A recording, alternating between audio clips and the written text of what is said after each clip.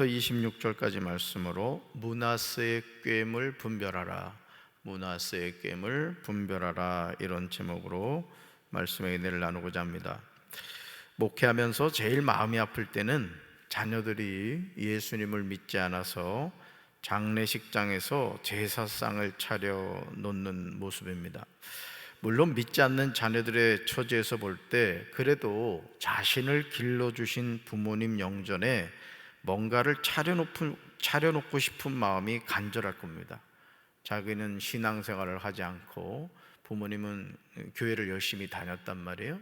그러니까 자녀 입장에서는 돌아가신 부모님에게 예의를 다해야 된다, 이제 이런 생각을 가지고 있겠죠. 그러나 부모가 목회한 목사님이거나 사모님이고 또 교회를 섬긴 장로님이나 권사님인데, 혹은 권사님이거나 집사님인데 제사상을 차려놓는 모습은 예의가 아닙니다. 정말 놀라운 점은 그래도 교회를 다녔다고 하는 자녀들 가운데도 이런 행동을 하시는 분들이 있습니다. 그분들의 마음을 모르는 것은 아니지만 그래도 목사로서 마음이 아픕니다. 이전에 목회하던 교회에서도 아버지가 장로님이셨단 말이에요. 정동 제일교회에서 장로님으로 이렇게 심호하시다가 사역하시다가 이제 홍성으로 이사 오셔서 이렇게 생활을 했는데, 그 장로님이 돌아가셨는데 아들이 집사였거든요. 집사라는 아들이 제사상을 차려놓은 거예요. 제사상을. 이게 제가 보면서 참 충격을 받았습니다. 사랑하는 성도 여러분, 히스기야가 어떤 사람입니까? 열왕기하 19장에 나오는 히스기야의 모습은 오늘 우리가 어떻게 신앙생활을 해야 하는가에 대한 방향을 제시해 줍니다. 아수르 왕의 신하 랍사게가 말을 전해 듣고, 랍사게의 말을 전해 듣고 히스기야는 자신의 옷을 찢고 굵은 배를 두르고 여호와의 전에 들어갑니다. 사람들을 선지자 이사야에게 보내서 기도를 요청하죠. 이토록 아름다운 신앙의 본을 가지고 있던 사람이 누구였다? 히스기야 왕이었습니다. 심지어 아수르 왕의 신하 랍사게가 보낸 편지를 받아보고 여호와의 성전에 올라가서 그 편지를 여호와 앞에 펴놓고 그 앞에서 히스기야가 뭐 했죠? 기도를 했습니다. 하나님은 히스기야의 기도에 지체하지 않으시고 이사야를 통해서 신속하게 응답해 주시죠. 이스라엘 하나님 여호와의 말씀이 히스기야에게 아수르 왕 사네립 때문에 내게 기도하는 것을 내가 들었다 하시면서 이 밤에 여호와의 사자가 나와서 아수르의 진영에서 군사 18만 5천 명을 칩니다. 아침에 일찍 일어나 보니 다 송장이 되었어요. 여러분, 도저히 이 전쟁에서 히스기야는 이길 수 있는 방법이 없었습니다. 이제 완전히 아수르에 망할 그런 상황인데, 히스기야가 하나님께 뭐 했을 때? 기도했을 때 18만 5천 명이 하룻밤에 송장이 되었다는 거죠. 이것으로 끝이 아닙니다. 히스기야가 병들어 죽게 되었을 때 그는 낫을 벽으로 향하여 여호와께 기도하여 응답을 받습니다. 다윗의 하나님 여호와의 말씀이 이렇게 말씀하시죠. 내가 내 기도를 뭐 했고? 들었고 내 눈물을 뭐 했다? 보았다. 들었고 보았다 하시면서 이렇게 약속하세요. 같이 읽습니다. 내가 너를 낫게 하리니 내가 3일 만에 여호와의 성전에 올라가겠고 내가 내 날에 15년을 더할 것이라. 아멘. 여러분, 하나님이 히스기야에게 이제 너는 짐을 정리해라, 집을 정리해라, 너는 이제 죽고 살지 못한다, 이 말씀을 하실 때 그냥 무슨 시험 삼아 하신 말씀이 아니었단 말이에요. 이제는 완전히 히스기야는 끝난 거예요. 병들어서 이제 죽게 된 거라고요. 자, 그러면 대부분의 사람들은 어떻게 하겠어요? 하나님이 말씀하셨는데 집을 정리하라고 하시니 이제 정리해야 되는가 보다, 이렇게 생각할 거 아니에요, 그죠? 근데 히스기야는 어떻게 했다? 그 하나님의 말씀을 듣고 낫을 벽으로 향했다. 막 의사들, 용하다는 의사 부르거나 그냥 이렇게 한 게 아니라 세상을 향한 그 낫을 오직 누구한테로만? 하나님께로 향해 기도했더니 하나님이 어떻게 하셨다? 낫게 해주시고 죽는다는 사람이 3일 만에 여호와의 성전에 올라가게 되고 15년의 인생을 더 연장시켜 주시죠. 이런 신앙을 가진 히스기야의 아들이라면 그의 삶은 볼 것도 없지 않겠습니까? 우리는 그렇게 생각하기 쉽습니다. 하지만 열왕기하 21장 2절과 3절에 나오는 내용은 우리를 충격에 빠지게 합니다. 아니 어떻게 히스기야의 아들이 이럴 수 있단 말입니까? 우리 2절과 3절 같이 읽습니다.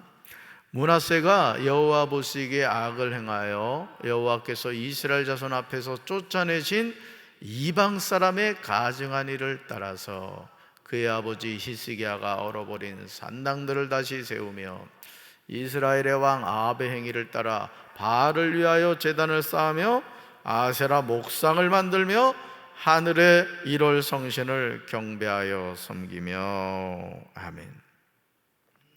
열왕기사가는 히스기야 왕의 아들 므낫세가 여호와 보시기에 뭘 행했다? 악을 행하였다, 이렇게 결론을 내립니다. 여호와 보시기에 악을 행하였다는. 그렇다면 유다 왕이 된 므낫세가 어떤 악을 행했죠? 여러분 2절과 3절 다시 보세요. 첫째, 여호와께서 이스라엘 자손 앞에서 쫓아내신 이방 사람의 가증한 일을 따라서 그의 아버지 히스기야가 헐어버린 산당들을 다시 세웠다, 이거예요. 그러니까 하나님은 나라를 우상으로부터 깨끗하게 했는데 그 아들 므낫세는 다시 그것을 헐어버린 걸 세웠다는 거예요. 둘째, 이스라엘의 왕 아합의 행위를 따라 바알을 위하여 제단을 쌓았다는 거예요. 여러분, 아합의 행위를 따라가면 돼요, 안 돼요? 안 돼요.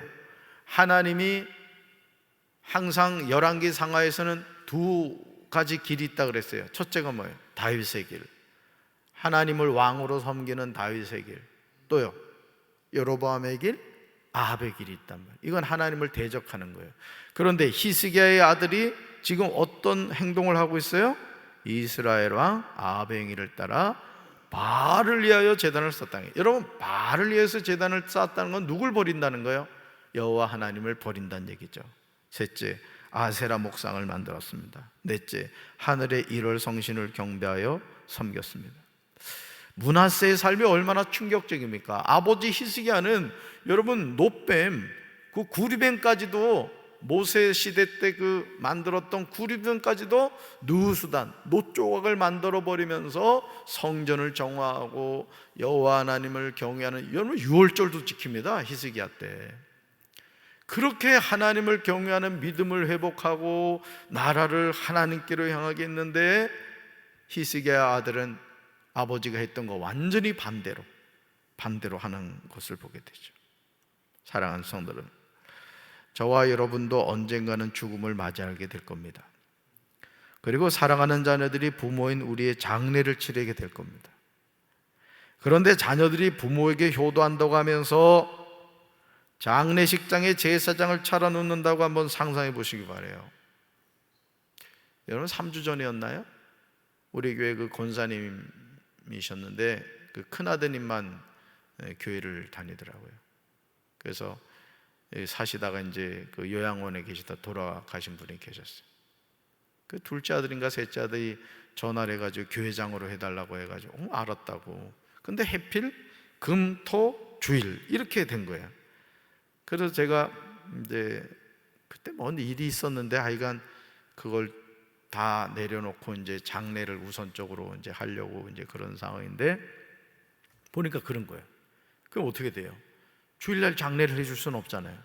그래서 그 아드님한테 전화해서 이만하고 저만해서 어머니 장례를 교회장으로 하려면 4일장을 해야 될 것 같습니다, 이렇게 했어요. 그러니까 의논해 보겠다 이러더니 나중에 이제 가족장을 한다는 거예요. 자기들끼리 하겠다 이거지. 그래 어떻게 해요? 또 조문은 가야 되잖아요. 그 대전으로 이제 그 선병원 장례식장인가 걸리 이제 조문을 갔더니 어머니가 권사님이었단 말이에요. 권사님 쫙 차려놓은 거예요. 그러니까 여러분, 이게 제가 여러분들한테 늘 드리는 말씀이지만은 자녀에게 신앙 물려주지 않으면 끝나는 겁니다. 여러분도 마찬가지인 거예요.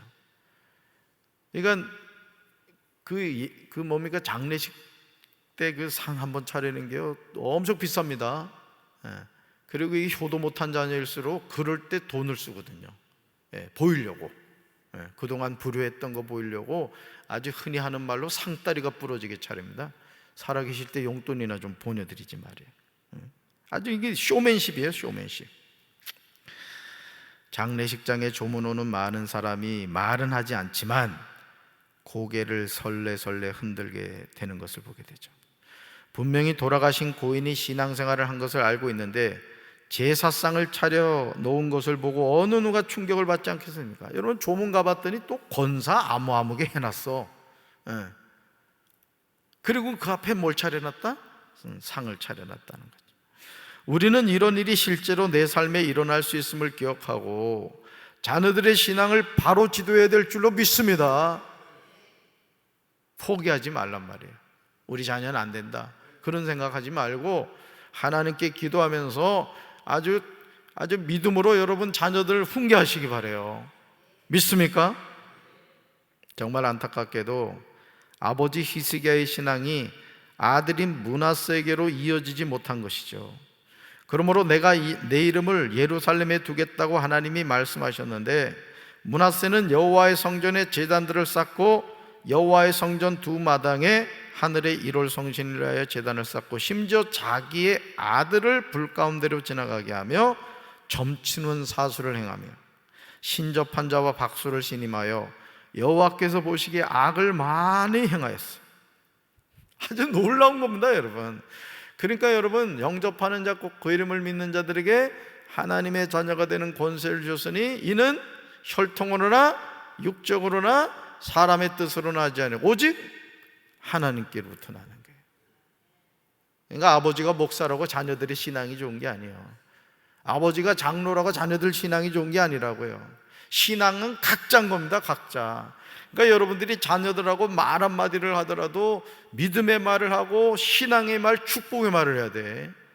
자녀들하고 이야기하면서 교회 욕하고 목사님 욕하고, 그건 애들에게 독을 먹이는 겁니다, 독을. 교회 다니지 말아라, 이 얘기를 하는 거예요, 이 얘기를. 아무리 매스컴에서 어떤 교회에 어떤 목회자의 좋지 않은 이야기가 나온다 할지라도 여러분 자녀들에게 독을 먹이지 말고 약을 먹이시기 바래요. 그 약이 뭐예요? 신약과 구약이라고. 그런 부모가 돼야 돼요, 여러분. 여러분의 눈에 흙 들어가기 전에 자녀들에게 그런 신앙을 물려주라고. 이 엄마의 소원이 있다. 나는 너가 교회를 꼭 나가서 예수님 믿는 게 내 소원이다. 어제 그 고종숙 권사님 논산으로 이사를 해서 이사신방을 갔다 왔어요. 이제 85세가 되시더라고요. 60년을 강경에서 사시다 그걸 이사를 갔더라고요. 여러분, 연세 드실수록 교회 가까이 오셔야 돼. 논산은 뭐 아파트 뭐 얼마나 좋다고. 그리고 자녀가 논산으로 이사 갔다고 교회 안 나고, 이건 말도 안 되는 겁니다, 여러분. 조금 멀리 있어도 교회를 자꾸 오게 하셔야 돼. 여러분, 자녀들이요, 이렇게 타지에 나가 있는 자녀들 가운데 교회 안 다니는 자녀들 많습니다. 우리 저 장대웅 전사 병원 신방 가는데 우리 교회 청년 이렇게 같이 갔어요. 같이 갔는데 대전에서 학교를 다녀. 교회 다니냐? 안 다닌다네. 그러면 토요일 날 와라. 와서 청년께 예배도 드리고 주일날 예배도 드리고 그래라. 이제 제가 이렇게 권면을 했습니다마는 정말 여러분들이요, 이거를 그냥 허투루 듣지 말고 내 자녀가 지금 주일 성수를 하고 있는지, 하나님을 제대로 믿고 있는지 여러분들이 그거 잘 점검하시기 바래요. 아멘. 그거 위해 기도해야 돼. 여러분이 자녀에게 물려줄 수 있는 최고의 유산이 뭔지 알아요? 신앙입니다, 신앙. 돈 물려주려고 하지 말라고. 물론 또 부모로서 해줄 수 있으면 좋지. 근데 가장 첫 번째가 뭐다? 신앙이에요, 신앙. 할렐루야. 그게 훌륭한 부모예요, 그게. 그러므로 이제 우리는요, 믿음으로 결단해야 돼요.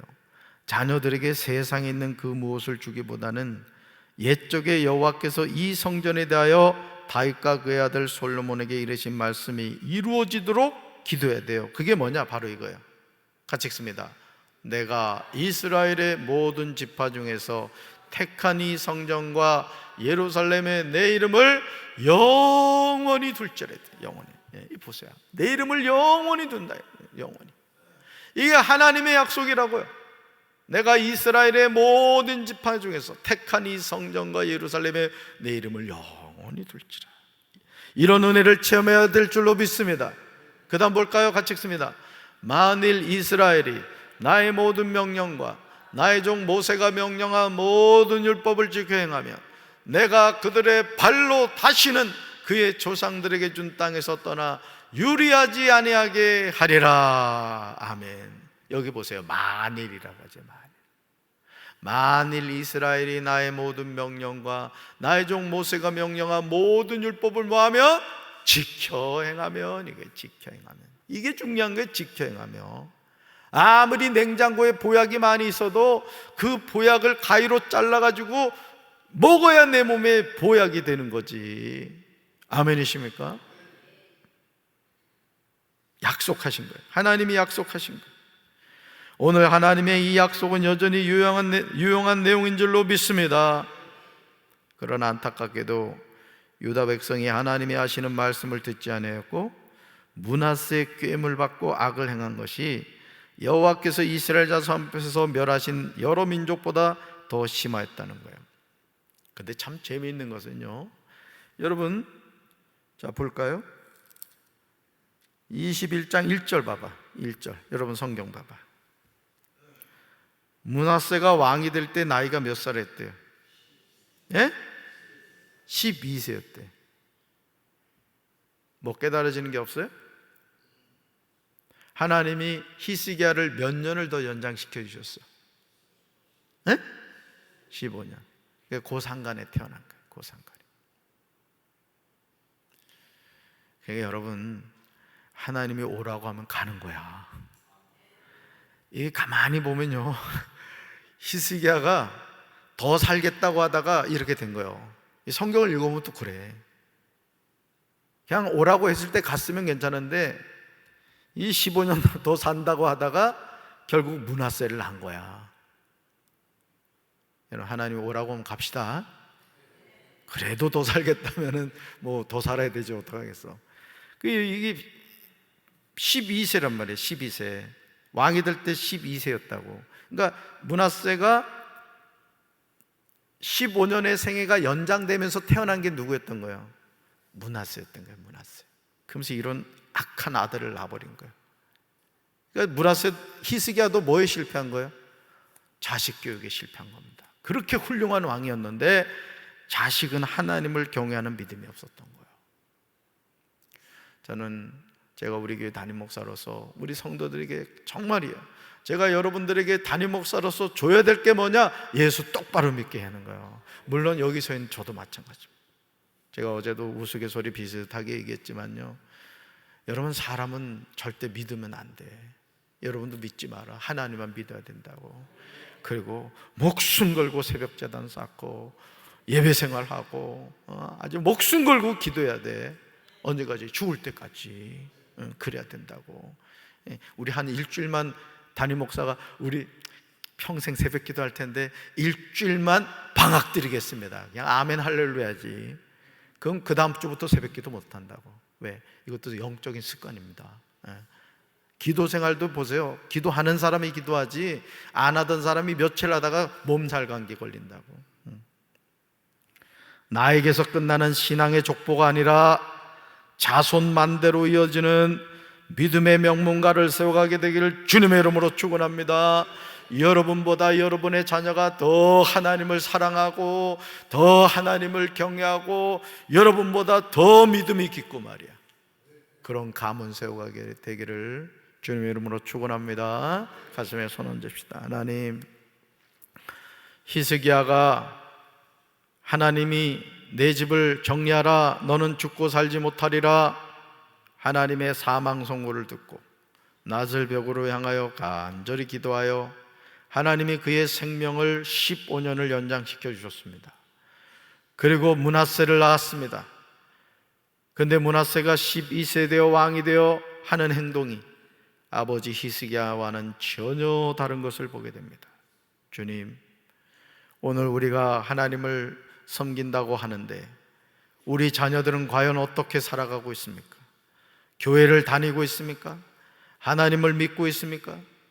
혹여나 우리 성도들 자녀들 가운데 예수 믿지 않는 자녀들이 있다면 하나님께서 긍휼을 베풀어 주셔서 저들이 다 예수 믿고 구원받게 하시고 세상의 성공, 세상의 아버지 하는 지위로 만족하는 것이 아니라 하나님이 인생의 가장 소중한 분임을 고백하는 믿음의 자녀들이 되게 하여 주옵소서.